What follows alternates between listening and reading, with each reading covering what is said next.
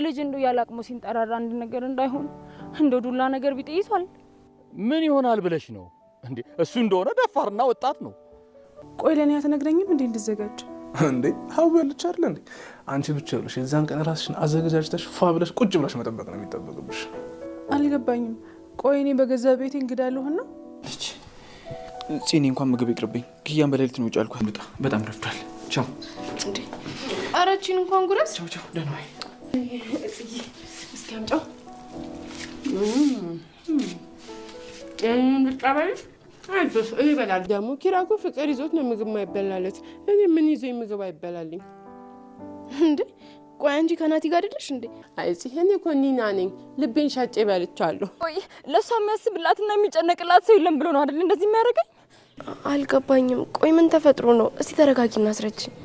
እሱን ራሱን ናውጣ በይውና ከዛ ከራሱ አፍ ተሰሚዋለሽ። እንዴ እንደዚህ ያለቀሽ ወዴት ነው የምትሄጂው? ኤደን እንድትገኝ እኮ እኔ ሰውየው ጋር ልከውኝ ነበር። ግን ደግሞ ማንም እንዴት ሆንሽ ብሎ የጠየቀኝ ሰው የለም አይመስለኝም። ስለዚህ በሰላም ወደ አዲስ አበባ ብንሄድ ነው የሚሻለን። አልገባኝም። ቆይ ምን ተፈጠረ? ዛሬውን የት ሄደ ነው ወይስ ከሰው ጋር ተጋጭታ ነው? አይደለም ግን ያቺ ልጅ መጣችና እንጥፋ አለችኝ። እስኪ አስቢው ከነ መፈጠረው ማላቃት ሴት መጣ እንጥፋ ስትለኝ ፈልግም ኤዱ እንደተገኘች ሰምቻለሁ። እንኳን ደስ አላችሁ። እሺ ሀና ምን እንደምልሽ አላቅም። በቃ በሰዓቱ ተደውሎ ኤደን ተገኘች ሲባል በደስታ ነው ያንን ያደረኩት። እሺ እኔስ ሰውዬው ወስዶ ቢሆን በቃ እንደዚህ ነበር አይደለም የሚሆነው። በቀን የሚቆጨኝ ግን ይሄ የማይሰማ ደንቆሮ ልቤ ሁሌም ብነግረውም ግን ሊሰማኝ አልቻለም። ሙሩና ናሆሜ ሊሞሸሩ ነው። በመጨረሻም ብዙ ስቃይና ብዙ ችግሮችን ካሳለፈች በኋላ ሙሩ ዛሬ ላይ ናሆሜ ሁሉንም ነገር አጠናቆ ሊሞሸሩ ነው። ነጭ ቤሎ ለብሰሽ ማየት እፈልጋለሁ በማለት ለሙሩም ሰርፕራይዝ አድርጓታል። እለኒ አሁን ላይ ማርፋ አልተቀመጠችም። አብሯት የሚሰራ ሰው እየፈለገች ነው። እሱም ደግሞ እነጎቢውን እየጠየቀች ነበረ። ኤዱ በመገኘቷ ሀንቾ ከሰውየው ጋር አገናኝተው ረስተዋት ነበረ። ሀና ብዙ ሰዓት ከቆየች በኋላ ማንም ደውሎ ስላልጠየቃት ከሰውየው ተለይታ በግድ ተሰውየው መንጭቃ ታመልጥና ወደ ኪራ ቤት ነበር ያመራችው። እዛም ስትሄድ ታዲያ ጽናትን አግኝታት እያለቀሰች ነበር። ረስተውኝ እዛ ጥለውኝ በማለት እንግዲህ ሮሯን እያሰማይ ሳለ ጽናትን ብትሆን ኤዱ እንደተገኘች ትነግራታለች። በእሷ መገኘት ብትደሰትም እሷን ግን ለሰውየው አጋፍጠው አለመጠየቃቸው በጣም አስከፍቷት ነበር። ታዲያ ኪራም ቢያገኛት ኪራንም አለቃ እባክህ ሆኝ እኔ ድሮም የሚፈልገኝ ሰው የለም እዛ ሰውዬ አፍኖ ወስዶኝ ቢሆን ኖሮ እኮ ማንም እንኳን ጠያቂ የለኝም ከፈጣሪ በስተቀር በማለት ምርር ብላ እያለቀሰች ነበር። ኪራም ይቅርታ ጠይቋታል። ሰላም ጤና ይስጥልኝ ክብራንና ክብራን የቻናሌ ቤተሰቦች ሰላማችሁ ይብዛ። በዓለም ዳርቻ ያላችሁ ወገኖቼ በሞላ የጽናት ድራማ አዝናኝና እንዲሁም ከገጠር እስከ ከተማ ደስ የሚል ሰኒና ጆከር በገጠር ቆይታቸው አሁን ላይም ችግርና መሰናከል አላጣቸውም። ጆከርን ያፈቀረችው ውቤት አሁንም ቢሆን ልትተው አልቻለችም። ወንድሞቿንም ቢሆን የፈለግኩትን ታላደረጋችሁልኝ እሞታለሁ እጠፋለሁኝ በማለት እንግዲህ እያስቸገረቻቸው ነው። ወንድሞቿም ትቤት የሞላቸው ስለሆኑ ሰፈር ያለ ሰውን ያ የሚያሰቃዩን ያለሽ በማለት የሽንም እያሰቃዩት ነው ያሉት። ታዲያ አሁን ላይ ደግሞ በእህታቸው ጆከርን እዛ ሰፈር እንዳትቆይ ከዚህ ውልቅ ብለህ መሄድ አለብን በማለት አንደኛው ወንድሟ ማስጠንቀቂያ ሰጥቶታል። ጆከርም ቢሆን ምን አድርገን ነው ምን አጠፋን? እኛ ለጊዜው ነው የመጣ ነው። ታዲያ እዚህ ለትንሽ ጊዜ ነው የምንቆየው። እንደውም ደስ ማለት ሲገባችሁ እንግዳ ሲመጣ እናንተ ግን በተቃራኒው መጥፎ ሆናችሁ ነው ያያዩዋችሁ። እኛ ታዲያ እንግዶች ነን፣ በምን ተገናኘን? ምንስ አጠፋን? ቢለው ግን ደግሞ ተዚቄ ለቆ እንዲሄድ ማስጠንቀቂያ ሰጥቶት ነበረ። ውቤትም ታዲያ ወንድሞቿ ይህን ነገር ሲያወሩ ስለሰማች ልብሷን ሰባስባ ጆከር ካለበት ሄዳ ይዛይን ጥፋ በማለት ወደ ጆከር ታመራለች። ጆከርም ቢሆን ምን ፈልገሽ ነው ሲላት ይዟት እንዲጠፋ ስትነግረው እኔ ተከበርኩ ሚስት ያለኝ ባለትዳር ነኝ ምን እያልሽ ነው ሂጂ ከዚህ በማለት በሰማውና ባየው ነገር በመደናገጥ ወደ ሰኒም ሄዶ አሁኑኑ መሄድ አለብን ከዚህ ቀይ በማለት ለሰኒ ነግራታል። ሰኒ ደግሞ የመጣው ይምጣ እንጂ ለምንድን ነው የምንሄደው? ሌላ ሴት አፈቀርክ እንዴ? በማለት እንግዲህ ታዲያ ይቺ ውቢ ናታ በጣም አስቸገረችኝ፣ ይዘኸኝ ጥፋ አላለች ይመስልሽ ወይ ቢላትም እኔ አልሄድም በማለት አቋሟንና ውሳኔዋን ለጆከር ትነግረዋለች። ጆከርም እንግዲህ የሰኒን አቋም ይዞ የኔ ጠንካራ ሚስት አንቺ እኮ ለእኔ ልዩ ነሽ በማለት ቢገልጽላትም ነገር ግን ከዛ ቄ መሄድ እንዳለባቸው ደጋግሞ ነግሯት ነበረ። ሰኒ ግን መቆየት እንደምትፈልግ እዛ ቄ መሄድም እንደማትፈልግ ነግረዋለች። ወንድሞቿ ታዲያ እኔ ያልኩት ካልሆነ ታልዳራችሁልኝ እሱን እሞታለሁኝ ወይም ደግሞ የሆነ ነገር ሆናለሁ በማለት ስታስፈራራቸው ነው። ታዲያ እነሱም ይሄ ከተማ ዱርዬ ነው ምን ይሰራልሻል በማለት ደግሞም ባለትዳር እንዴት ይሆናል በማለትም ነገሩን ለማስረዳት ቢሞክሩም ውቤት ግን አሁንም ቢሆን ተጆከር ላይ ልትላቀቅ አልቻለች። ተሰማ ደግሞ በአንድ በኩል አጎቷ ነው። ታዲያ በጣምም እየመከራት ነበረ። እሱ እኮ ባለትዳር ነው፣ አንቺ ደግሞ የተከበርሽ ሰፈር ልጅ ነሽ፣ እንደሌላ ወንዳተሽ ነው ወይ በማለት እንግዲህ ምክሩንም ቢለግ ወንድሞቿም ታዲያ ምናልባት አንተን የምሰማ ከሆነ የከተማ ዱርዬ ወዳለች፣ ስለዚህ እሱን ካልዳራችሁኝ እያለች በጣም አስቸግራናለች፣ ለዛውም ባለትዳር እንደው ከሰማችሁ ምከርልን በማለት አቶ ተሰማም እንግዲህ ያለውን ነገር ሁሉንም ምክር እየመከራት ነበር። ታዲያ አንተና ብርቄስ ታዲያ ጠፍታችሁ አይደለም ወዚህ ቄ የምትኖሩት? እኔስ ምን ይወጣልኛል? ስለዚህ አብሬ እሄዳለሁ በማለት ለአቶ ተሰማም ትናገራለች። ለማንኛውም ሁሉንም ነገር አማክረን ሁኔታውን እናስተካክላለን በማለት እንግዲህ መክሮም ከጫካ ይዟት ወጣ። ደግሞ ውቤትም ሱሪና በዛ አካባቢ በገጠር አካባቢ የተለመደው ሴት ልጅ ቀሚስ እንጂ ሱሪ መልበስ አትችልም። ስለዚህ ውቤት ደግሞ የከተማ ልጅ መምሰል እፈልጋለሁ በማለት ሱሪ እየለበሰች ስለምትወጣ ወንድሞቿ ደግሞ ሰፈር ሰው ምን ይለናል፣ ታዋረጅናለሽ፣ ቄኑን ታበላሻለች በማለት ሱሪዋንም እንድትቀይር ቢናገሯት እሷ ግን እንደ ከተሜ መሆን አለብኝ በማለት አሁንም ቢሆን እሺ ልትላቸው አልቻለም። በአንድ በኩል ደግሞ ሀና ከአባተ ጋር ካፌ ተቀጣጥሮ ነበረ። ታዲያ ይሄ ቦታም አልተመቸኝም፣ ነይ ወደ ሌላ እንሄድ፣ ወደ ሌላ ይዤሽ ልሂድ በማለት ሌላ ነገርም ቢናገራት እሱንም ችላ ተቆየች። በኋላ እነ ኪራ ግን የውሃ ሽታ ሆነው ቀርተውባታል። የትነሽም ብለው ስልክ አልደወሉላትም። ታዲያ እሷም እንደምንም መቆየታቸውን ስታውቅ ታቶ አባተች እንደምንም ብላ ታመልጣለች። ሆኖም ወደ ነጽናት ቤት ሄዳ እዛም አላገኘችው አለቃዋን። መንገድ ላይ ስትመለስ ኪራን ታገኘዋለች። ኪራንም እንግዲህ በጣም መረር ብላ እያለቀሰች እንዴት ልትረሱኝ ቻላችሁ? ኤዱ በመገኘቷ ደስተኛ ብሆንም ግን ደግሞ እኔን አሳልፋችሁ እንደሰጣችሁኝ ቁጠሩ። እኔ ማንም ጠያቂ ዘመድ የለኝም። አፍኖ ቢወስዶ ኖሮ የተወደቀች የሚለኝ እንኳን የለኝም። እዛ ረስታችሁኛል በማለት በጣም ታለቅሳለች። ኪራም እንግዲህ በተፈጠረው ነገር ይቅርታን ቢጠይቃት ይቅርታውን ልትቀበለው አልቻለችም። ኤደን ስለተገኘች ተገኝታለች ሲባል እኮ ሀሳቢ ሁሉ ወደዛ ሆኖ ነው ጥለንሽ ይሄድ ነው በማለት አንተም ኮነ ኪያ ሁላችሁም ጭራሽ አላስታወሳችሁኝም። በማጅ እንደሆንኩ እንኳን ሳታስቡልኝ ጥላችሁኝ ሄዳችሁ በማለት በቃ በማለት እንግዲህ አባተ መጥፎ ሰው እንደሆነ እያወቃችሁ እኔ ደግሞ የሚጠይቃት ወይም የሚፈልጋት ሰው የላትም በማለት ነው ጥላችሁኝ የጠፋችሁት በማለት ኪራንም ቢሆን ልክ ነግረዋለች። 4 ሰዓት ሙሉ ታዲያ ሳትፈልጉኝና ሳትጠይቁኝ ቆይታችሁ ነው ወይ አሁን ይቅርታ የምትለኝ? ተወኝ አለቃ በማለት ነበር ጥላው የሄደችው። ቅዱስን በተፈጠረው ነገር ምንድን ነው በማለት ይጠይቃል። እስቲ አንተ ንገረኝ፣ አንተ ኤዱ እንድትገኝ እየረዳችሁ አልነበረም ወይ? እኔም ያቅሜን ኤዱ እንድትገኝ ከሰውየው ጋር አገናኝተውኝ ጭራሽ ረሱኝ ከነ መፈጠሬ በማለት ለቅዱስም ትነግረዋለች። ይሄ ነገር ግን አግባብ አይደለም፣ በእርግጥም ደግሞ ፈጣሪ አውጥቶሻል በማለት ቅዱስም ቢሆን አዝኗል። ታዲያ አሁንም ቢሆን ፈላጊ የላትም ጠያቂ የላትም ብላችሁ ነው ጭራሹን የረሳችሁኝ በማለት ጥላቸው ትሄዳለች። ሀናም ታዲያ ይቅርታ ሲጠይቃት ኪራ ነገ ትረሷለች ብላችሁ ነው አይደለም? ሆዴ እንደሆነ ቂም አይዝም፣ ባካችሁ ተውኝ በማለት ነበረ ጥላችሁ ሄደችው። እና ኪራም እንግዲህ እስቲ እንከተላት የሆነ ክፉ ነገር እንኳን እንዳያጋጥማት በማለት ቅዱስና ኪራ ተከትለዋል። ኤዱ አሁን ላይ ሁሉ ስቃይ አሳልፋ እዛው በሚሰራው አማካኝነት መንገድ ላይ አቶ ባተ የሆነ ጥያቄ ሲጠይቀው ያለ መግባባት በጥፊ መቷል ሰራተኛውን።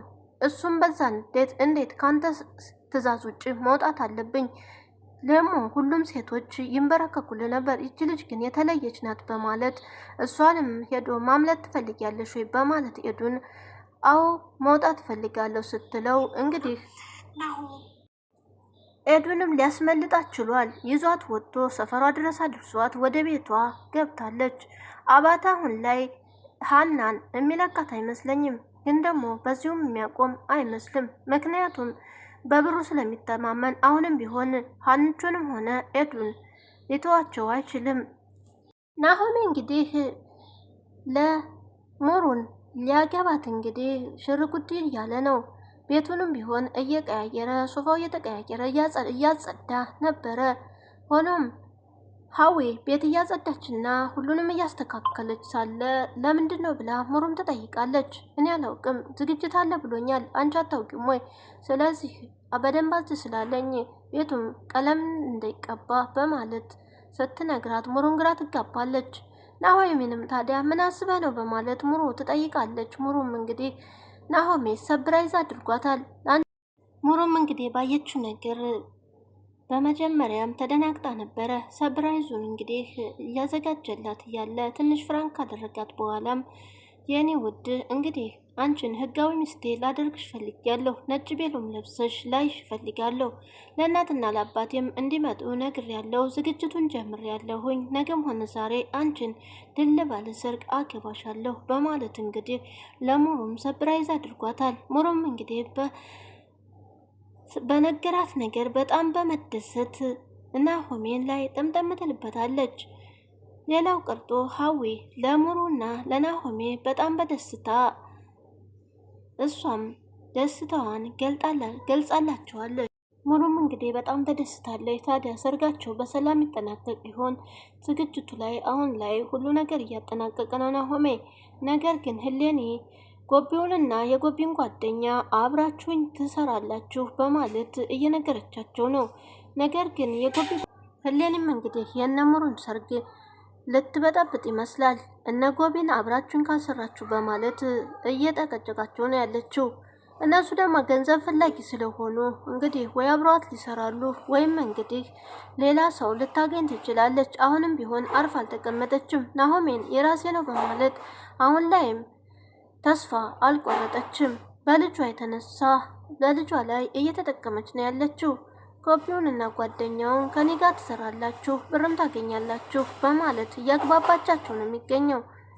ሄዱ እንግዲህ ያሳለፈችው ችግር እዛ በጨለማ ቤት እየተዘጋባት ስለነበረ አሁን ላይ ታዲያ በተኛችበትም ህልም እያየች እየፈራች ነበረ። ታዲያ ኪያም ሆነች የኪያ እናት ሀረግ ምን ሆነች ነው ልጄ በማለት ወደ እሷም ይመጣሉ። ህልም እንዳየችም ትነግራችኋለች። አይዞሽ ካሳለፍሽው ነገር ነው በማለት እንግዲህ ኪያም ብትሆን ከኔ ጋር ትተኛለሽ፣ ውስጥ ከኛ ጋር ይሻላል በማለት ወደ ውስጥ ይዟት ይገባሉ። ካሳለፈችው ነገር በህልሟም ሁሉንም ነገር ጨለማ ውስጥ አንዴ ሲዘጋባት አንዴ ሲያስፈራራት ስለቆየ በዛ ምክንያት አሁን ላይ ጥሩ ላይ አትገኝም። ጆከርም እንግዲህ የውቢት ወንድም ከዚህ መሄድ አለባችሁ በማለት እያስጠነቀቀው ነበረ። ታዲያ እኛ ምን አድርገን ነው? ከዚህ ቀደም ደግሞ ወንድምህ ቤት ውስጥ ራሱ ወስዶ እንደዘጋብኝ አስታውሳለሁ፣ ግን እኛ ምን አድርገን ነው በማለት ሲጠይቀውም ከዚህ በላይ ብዙ ቆሜ ማውራት አልችልም፣ ራሴን ማስናቅ ነው፣ ግን ደግሞ ከዚህ ቀዬ ቶሎ ብላችሁ መሄድ አለባችሁ በማለት ማስጠንቀቂያ ይሰጣል። አቶ ተሰማም ቢሆን ውቢትን ለመምከር ሙከራ አድርጎ ነበረ። ምነው አንተ ይሄው አንተስ ብትሆን ከብርቄ ጋር ኮብለህ መታል እንዴ ከዚህ የምትኖረው በማለት ታዲያ እሷ ኑሮ በጣም በስቃይ ላይ ስለነበረ ነው ወደዚህ ይዣት የመጣሁት። አንቺ ግን ምን ጎደለ ሲላት ለእናቴ እኮ ሳለች ቃል የገቡላትን አንድም ነገር አልፈጸሙልኝም።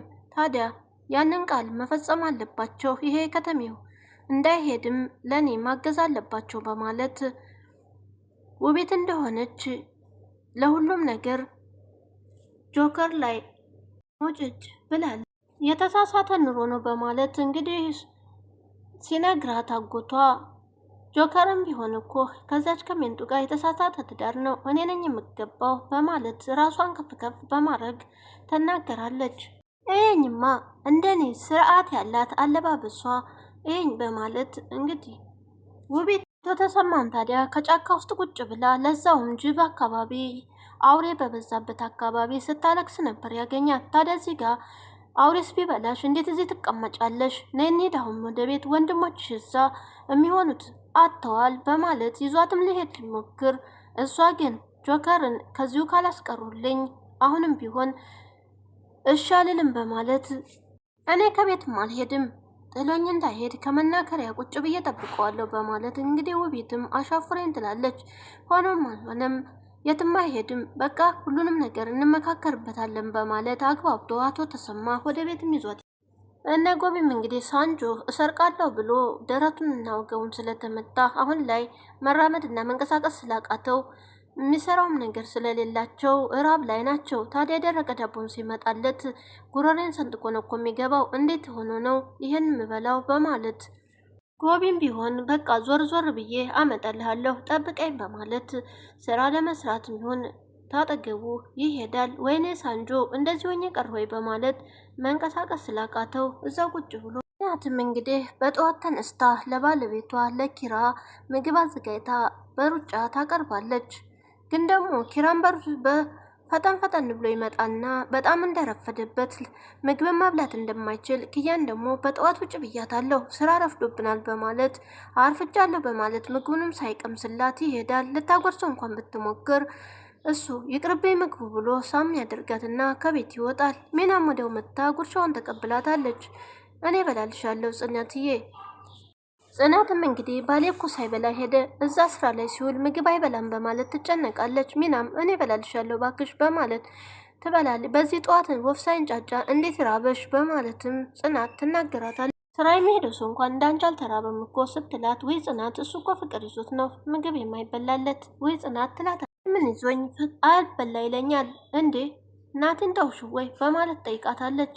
አይ አንቺ ናቲ አሁን ላይ እኔ ማንንም አልጠጋም ቢሆንም እኮ ፍቅር አልያዘኝም ናቲ ጋር በሆንስ በማለት ስትላት፣ እንዴ ልጁ ላይ የተጫወሽበት ነው ወይ? እኔ ካሳለፍኩት ህይወት ከሱ ጋር መቀጠል አልችልም፣ እኔ ያሳለፍኩት ህይወት ታውቂዋለሽ በማለት እንግዲህ ለጽናትም ትነግራታለች። ቢሆንም ቢሆን ህይወትሽን መኖር አለብሽ፣ እንደዚህ ያለሽ ልጁ ላይስ እየተጫወሽበት ነው እስካሁን? አይ ሚና በማለት እንግዲህ ህይወት እኮ ነው እሱ እኮ አንቺ ስታፈቅሪው ታንቺ የሚፈልገው ነገር አለ፣ አንቺም ብትሆኚ እንደዛው ስትል ናቲ እኮ የዋህ ስለሆነ ነው እኔን የሚያፈቅረኝ ይመስልሻል ወይ በማለት እንግዲህ ነገሮቹን አውሰብስባቸዋለች። ሚና ናቲን ለጊዜው እንጂ ያፈቀረችው አይመስልም። እሱ ግን ቁም ነገር ወስዶ ከሚና ጋር ለመሆን ደፋ ቀና እያለ ነው። የዛሬው ቪዲዮ እዚህ ላይ አብቅቷል። አንድ ወረቀት ኪራ ረስቶ ሄዷል። ምናልባትም ጽናት ወረቀቱን ላድርስለት በቃ በማለት ይዛ ልትሄድ ትችላለች። እዛ ደግሞ ምን ያጋጥማት ይሆን? ቀጣዩን አብረን እናያለን። የዛሬው በዚህ አብቅቷል። የምሩት ሰርግ ያለምንም ችግር ይጠናቀቃል ብላችሁ ታስባላችሁ? ቀጣዩን አብረን እናያለን። የዛሬው ቪዲዮ በዚህ አብቅቷል። በያላችሁበት ሰላም ዋሉልኝ። መልካም ቆይታ